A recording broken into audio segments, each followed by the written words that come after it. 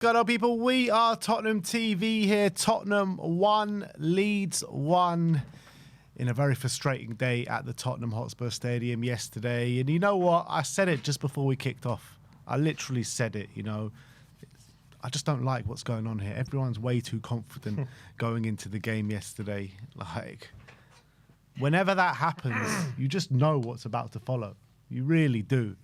And look, I think, you know, the Brighton game, we did that, you know, all the flags and the atmosphere was incredible and it just kept going. But I felt like after a few minutes in this game, obviously Leeds started the better of the two teams and they were definitely on top of us in the early stages. And you could definitely feel that nervous atmosphere from the stands, couldn't you? Because, like, it was just a bit quiet and a bit pensive and it was just very, very nervy, wasn't it?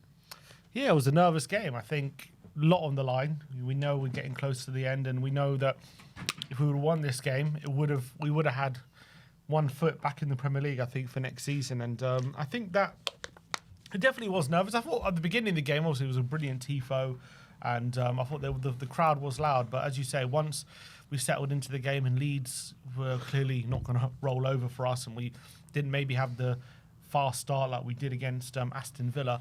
Once it was quite an even game, it was quite apparent it was going to be quite an even game. You definitely felt a bit of anxiety. I didn't think it was like, definitely wasn't toxic or anything like that. It was just nervous. It was just nervous. Yeah, it was just nervous, and it wasn't like we were groaning with every loose pass or anything like that to that effect. It was just tense. It was a tense atmosphere. Like every time Leeds went near our goal, everyone's holding their breath, and there wasn't that kind of excitement of you know, let's go and grab this survival. It was kind of like, yeah, there definitely was a nervous energy in the stadium yesterday. And you know, a few moments early on the pitch suggested that the team were a bit nervy as well. You see Matty's tail, like, it was basically crossing for Lee. I don't know what he was doing, and Kevin Danso had to bail him out at the beginning, you know. Like, seriously, what was Matty's tail doing at that point? So I think what happened in that moment, if I remember, so he's got the ball, he's going back to his own goal, and he's about to dribble out for a corner. So he's like, I need some help. No one's kind of coming to help him. And he doesn't kind of have the space to kind of dig out the power for a clearance. So I think he's trying to switch it to Porro all the way on the other side. But I mean, and what he really needs at that point is someone to, like Kinsky or someone to come near him to just help him clear it. He doesn't have that help. So he decides to play this kind of switch to Porro. Doesn't get enough power on it because doesn't have enough space to get the power to get it across all the way to the other side of the pitch. It ends up being nearly a perfect cross for a Leeds player, and Danso had to get that little nick on the ball to make sure it doesn't go. It was nearly an inch perfect cross. It would have been one of the crosses of the season, you have to say, if Danso doesn't intervene. I don't know what the right thing to do. Maybe it was to give away a corner, or maybe it was to try and hit it back off the Leeds player to try and get the goal kick. I think he needed support at that moment. He didn't get it. But yeah, you can't be doing that. You can't be playing a ball across the face of your own box. That was nearly crazy. And it just goes to show maybe the decision-making at the time, which obviously led to the penalty later on in the game, which is maybe part of the reason why a lot of managers have avoided picking him from the start, you know, because definitely some of his decision-making in certain moments is not great. And it goes to show a bit of maybe immaturity from him and a bit of a lot of learning to do in some moments. Yeah, definitely. Definitely. And obviously Kinski makes an absolute wonder save in the first half as well. That looked like a nailed-on goal. Joe Rodon at the back post with a header. And looked past him. It did. I think it was past him. And he somehow clawed it out the back of his own net. I mean, that is unbelievable goalkeeping from Antonin Kinski. And he made an even better one in the second half as well at 1-0 or 1. It was at 1-1, you know, Longstaff, and he just tips it onto the bar, and you're thinking, what is going on here? Antonin Kinsky has provided 2 of the best saves you'll see this season. And that is off the back of what happened at Atletico Madrid, his shot stopping being called into question ever since he's joined the club as well. But since he's come in now, since Antonin Kinsky has come in for the injured Vicario, he has been completely faultless. And I've been saying it for the past 2 weeks. I don't see a point going for a keeper that's the same age as him. If you're going to bring in a keeper, bring in a really experienced one that's at the top of their game. But I don't really see the need to bring in a keeper of 23 years of old, like a Trafford, like a Verbruggen. If we've got Antonin Kinsky here, he's proving everyone wrong as the games go by. He was sensational. No getting away from that. He was absolutely phenomenal, and he was a big reason why we got a point yesterday, because those 2 saves are out of this world, especially the second one. I mean, the first one was great as well, but the second one is one of the best saves I've ever seen. But if we stay up, Anthony and Kinsky will have a lot to thank for him, because that's that save at the end of the Wolves game that got us 3 points, and the 2 saves yesterday. And I 100%, and as well, the way he helps us build up is like an extra player and build up, when Vicario isn't like that, is he? We know Vicario gets the ball at his feet, he panics, he causes panic with people around him as well. He just doesn't look comfortable. Whereas Kinski, very comfortable on the ball. I think he had 8 successful long passes, I think he said yesterday. So clearly, even yesterday, his long passes are so much better than Vicario, and he can use both his feet. He just helps us, in our build-up, and beating the press and getting the ball up the pitch. Really brilliant from that aspect as well. So comfortable with the ball at his feet. And if he's adding that shot-stopping ability that we've seen yesterday, then 100% he should be our number 1, because he's showing. When we signed him, he was seen as one of the biggest hot prospect as a goalkeeper. He was still young. But he was. There was a reason why we scouted him. Obviously, wasn't there, from Slavia Prague, and definitely when he first came in, there was big problems with his shot stopping. He was spilling things. He was conceding easy goals. That's an obvious fact. You could see it. But definitely, since he's come in under De Zerbi, he hasn't played too much over the last this season. He hasn't played too much up until this point. So maybe he's improved a lot of these aspects. He is young. He's good. Those things will improve. And definitely on the basis of yesterday, some of those. I mean, I don't think he's stopping that shot from Longstaff last season. He's not stopping that. He conceded a lot weaker shots, and the power Longstaff got on that, the fact he was able to with one-handed tip that onto the bar with that quick reflexes. I mean, that shows maybe that stuff he's definitely improving. He's improving that shot stopping ability, and on this basis, he's been brilliant. He's been brilliant. Hasn't put a foot wrong. So we have a decision to make. I think regardless of whether Kinsky is our number 1, we will bring in another keeper, obviously, because we need it either our number 2 or not. But on this evidence, he's definitely putting a good case forward, isn't he? 100%. 100%. I'm so delighted for him, especially off the back of what happened at Atletico. The mental strength he's shown to come back from that moment and to perform the way he's performing, I think it's fantastic. So I'm delighted for him. I really am. The other moment in the first half when it looked like Calvert-Lewin was onside. I mean, he was offside by literally a toe. What is a doggy doing in that moment? Because he just gets himself in a twist, and it was a Stonewall penalty. If that was not offside, that would have been a penalty, wouldn't it? 100%. And I was looking, I think, God, I thought he was going to blow up and point to the spot, and then he puts his hand up for offside, and it didn't look offside. So I was like, okay, maybe they're going to pull that up. They're going to check, and as it turned out, as you say, it was literally inches, millimeters, you should say, for onside. There are actually some images. Some people have been complaining, saying, did they pick the wrong frame? Because of one frame, he looks onside, but the frame they picked, he's literally millimeters on. So we definitely got very lucky in that moment. I think in that moment as well, Porro gets caught up the pitch. They play one quick interchange.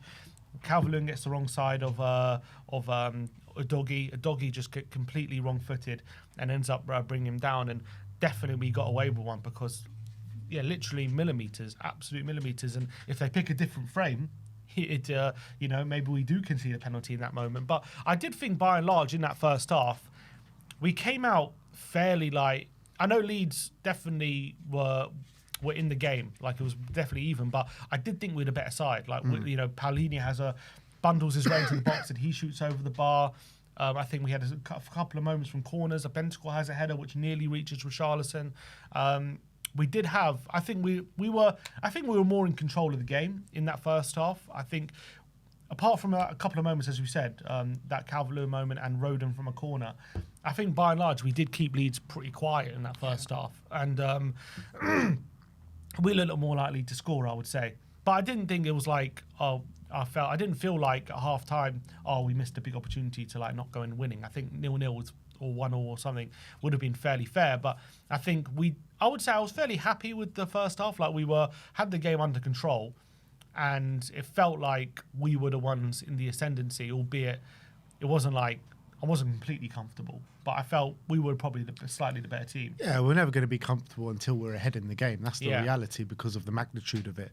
But Yeah, look, first half, I do think we were the better team. We had larger periods of control. I thought after the initial, first 5-10 minutes of the game, I thought we calmed down a little bit. The majority of the game was played in their half, albeit they looked dangerous when they came forward. But yeah, I think we were the better team. But still, even in that first half, it didn't really look like we were going to score, did it? I thought we just had the more control of the game.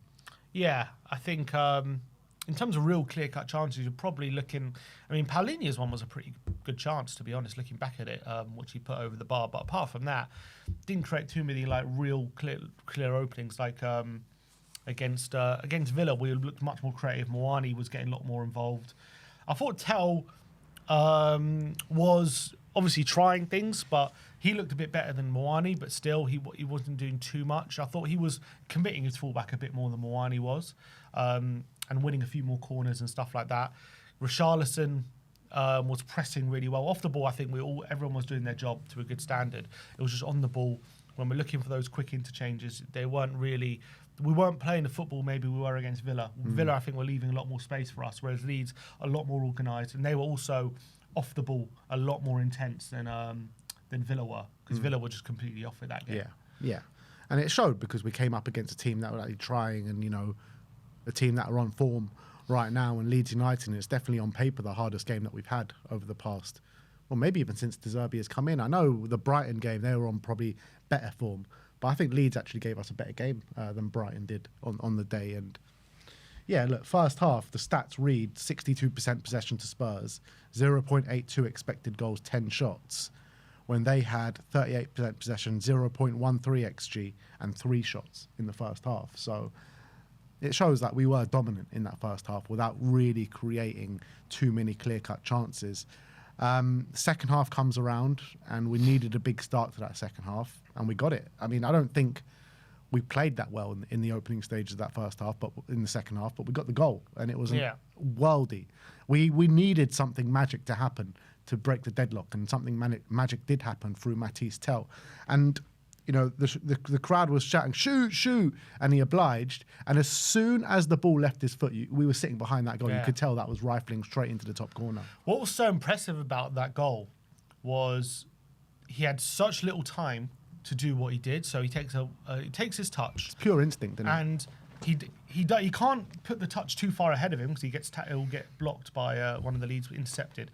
And he can't put it too close to him because he won't get the power on the shot that he needed to. So it was like the perfect weight, his touch, just to take one touch and stroke it into the far corner. But the power he gets was very little backlift. I've been saying it about Tell. He's got a really good shot technique. I think he's been threatening to do what he did yesterday for a while. Well, we saw it against Bournemouth last time he scored as well. And also, you remember against Forest, he did very similar at home. It was a lot further out. It was about 30 yards out, that one. Again, that one was also quite a little backlift, and it needed Sells to tip that one onto the bar.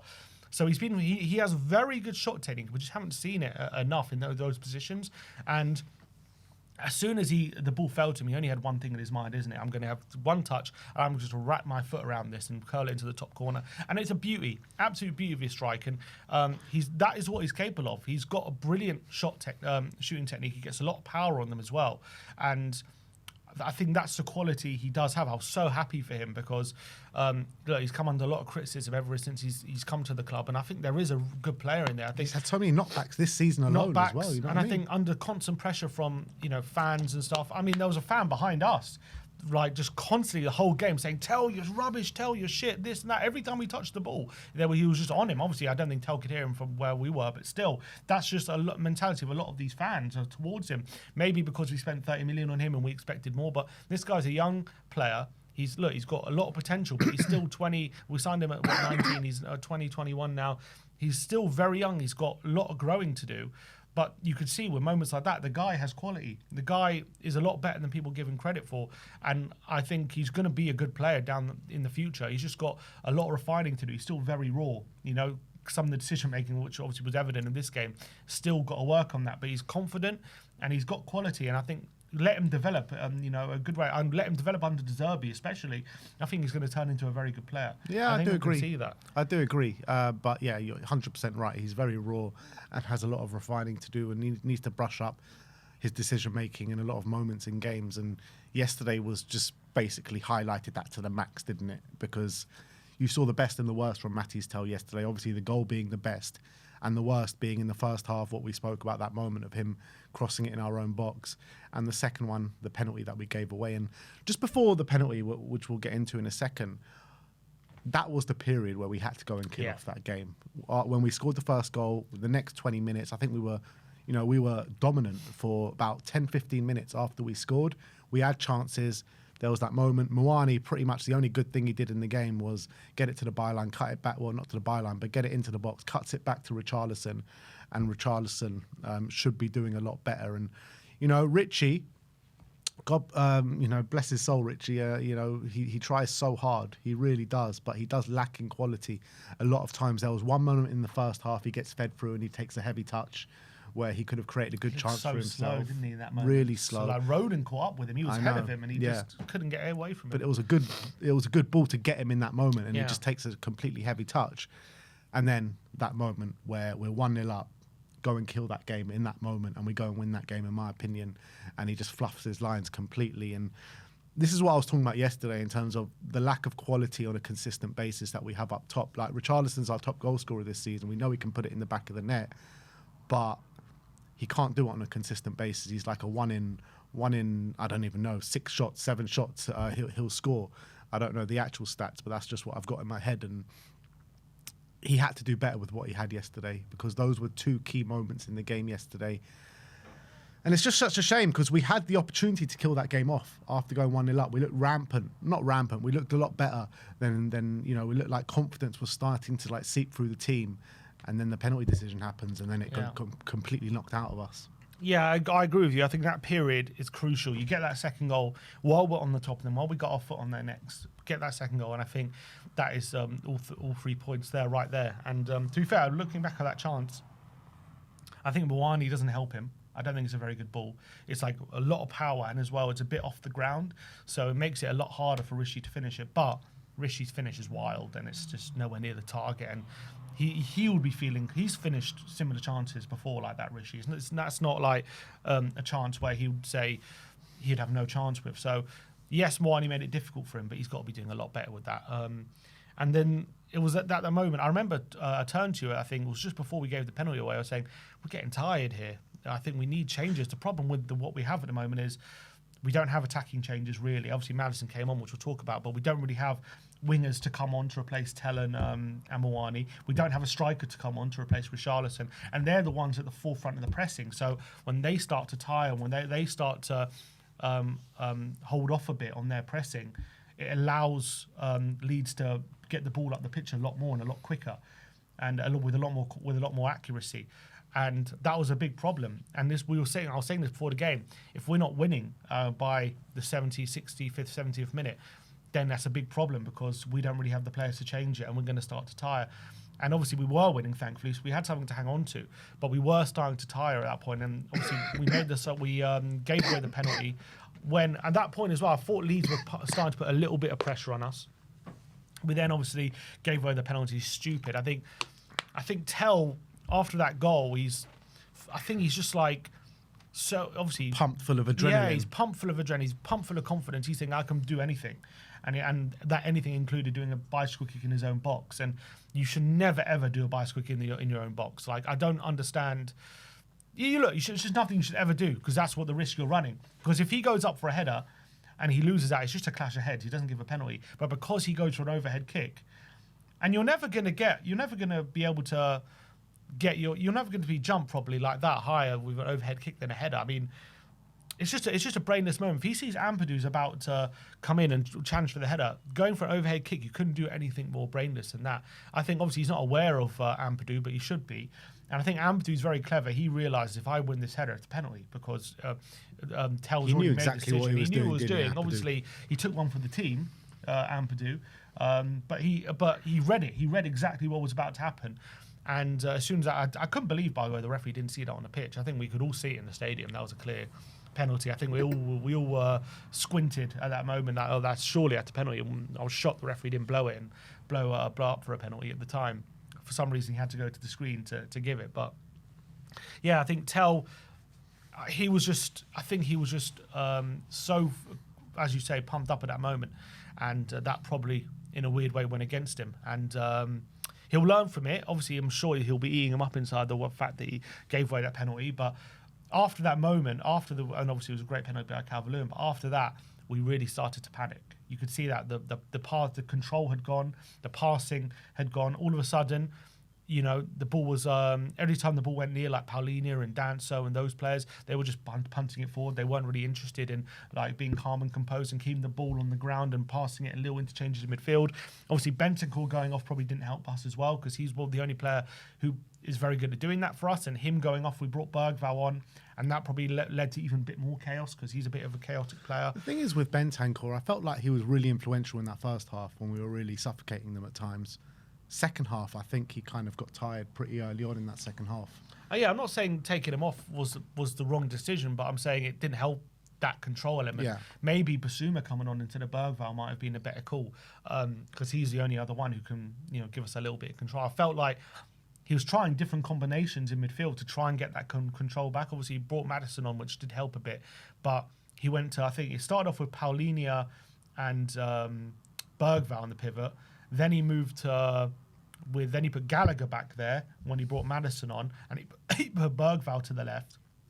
I don't think that really helped. I think probably in hindsight he should have put Basuma on, and maybe put Basuma and Gallagher together and put Paulinho off or something. But I think just added that player who could get his foot on the ball and have a bit of composure would have really helped us, because it was so chaotic at that point. Leeds smelt a bit of blood. They brought Longstaff on. They had a bit of energy about them, and we were panicking. Every time we got the ball, we were just passing it to no one. We were punting up. We would just have it. We weren't having that composure we had for, you know, the first half, and it was really affecting us. And Leeds were getting back in the game. Nonto was coming on as well. He was added a bit of energy. All of a sudden, it was a struggle.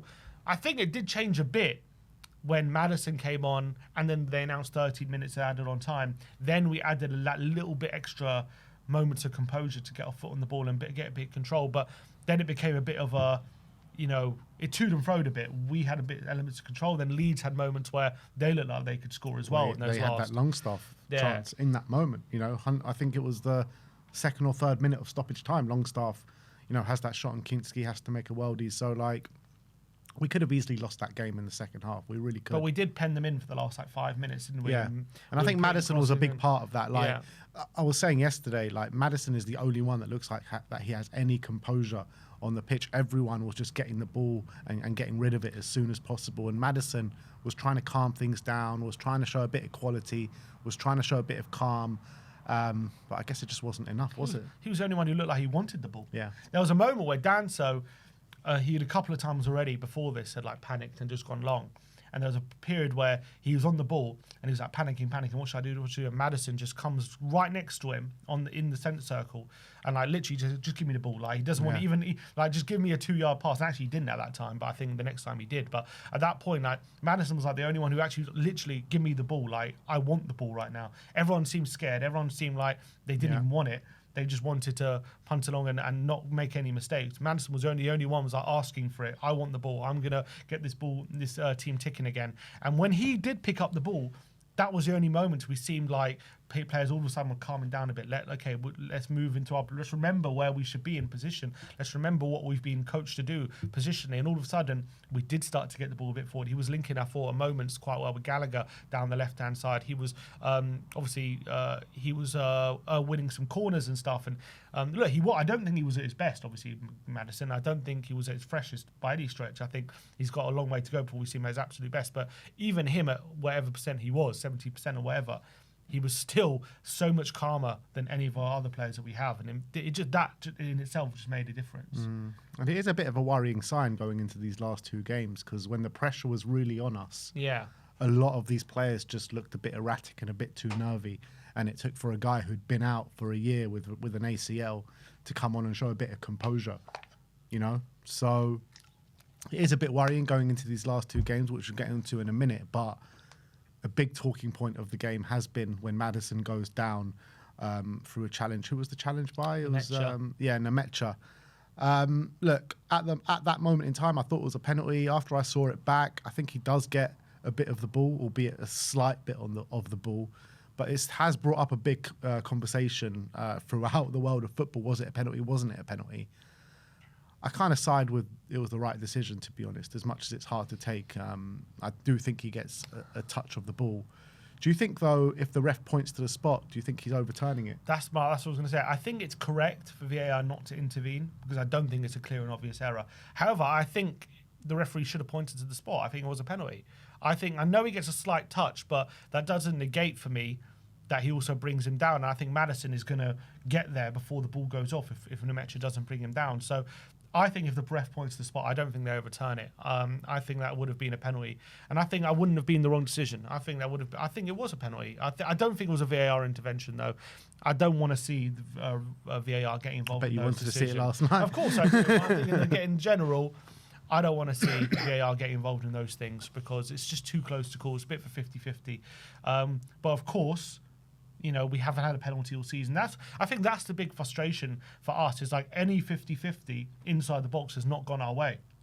And even when we did get one against Sunderland, the VAR did overturn that one, which was also very frustrating because that also could have been given a penalty. So the fact that we haven't received one all season, every time there seems to be a close call where other teams are getting them, we're not getting any of them. That's the biggest frustration. And I also think a lot of 50-50s the referee was giving to Leeds, little niggles. There was one where Van der Ven breezed past the Leeds player, clearly got bundled over, and then puts his hand on the ball because he's been fouled. He gives a handball and gives a free kick to Leeds. So, those kind of things was happening throughout. So that was a big frustration. Obviously, the referee did get booed. And it's a pattern, isn't it, that we've seen, the Sunderland game, the referee was just giving every 50-50 to Sunderland. It's happened a few times in recent weeks, and that leads to a lot of frustration from the fan base. Obviously, at the end of the day, we shouldn't be relying on the referees. You've got to rely on yourself, and if we could have had the job done, if we don't, it wasn't the referee's fault. Tail kicked someone in the head and that kind of stuff. So it's not the referee's fault that we drew, but definitely it's a frustration that a lot of things always seem to go against us in terms of close call, subjective decisions, 50-50s will always seem to be on the wrong side of them. And it's just happened the whole season, hasn't it? That's the frustrating thing. It is frustrating.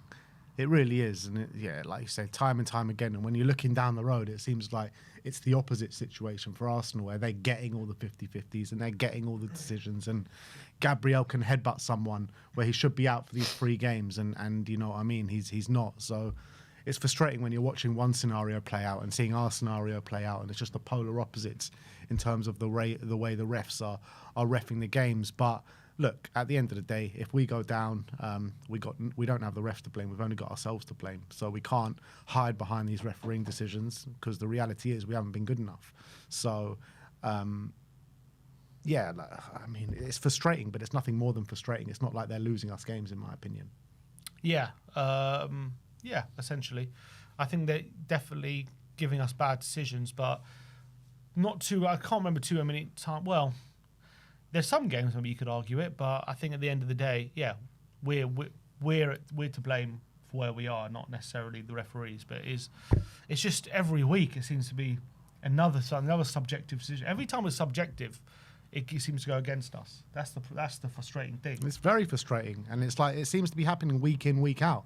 Literally non-stop. It's like a non-stop barrage of decisions going against us. But we just got to be better. We got to be better, and we can override these decisions. And we could have won that game yesterday if we showed a bit more quality. We could have won that game against Brighton